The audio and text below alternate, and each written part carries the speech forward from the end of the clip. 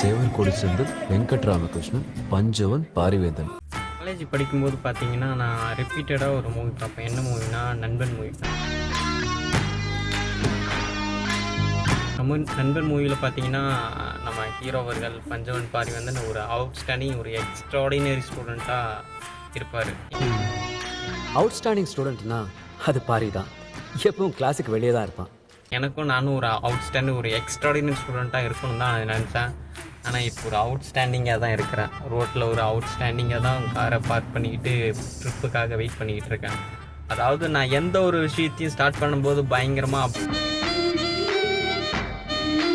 அதாவது உலகத்திலே மிக வேகமான ஒரு விஷயம்னா மனம் தான். மனம் போக்குற வேகம் வந்து எதுவுமே போகாது அப்படின்னு சொல்கிறாங்க. நான் அப்படி கால்குலேஷன் பண்ணுவேன். என்ன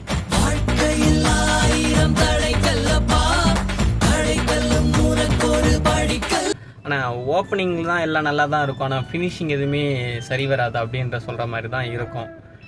எங்கே செல்லும் இந்த பாதை என்ன சொல்கிறது, காலேஜில் படிக்கும்போது அடுத்த ஃப்யூச்சரில் என்னன்னு சொல்லிட்டு ஃப்யூச்சர் பற்றி யோசிச்சு காலேஜே சரியாக என்ஜாய் பண்ணவே முடியல. இப்போ அதையும் தாண்டி வந்துட்டோம். இப்போ என்ன ஃபீல் பண்ணுறேன்னா, கடந்த காலத்தை யோசிச்சு அதை காலேஜ் லைஃப்லாம் எப்படி இருந்தது, ஸ்கூல் லைஃப்லாம் அப்போவே இருந்திருக்கலாம் அப்படின்னு சொல்லிட்டு இப்போ தான் புரியுது.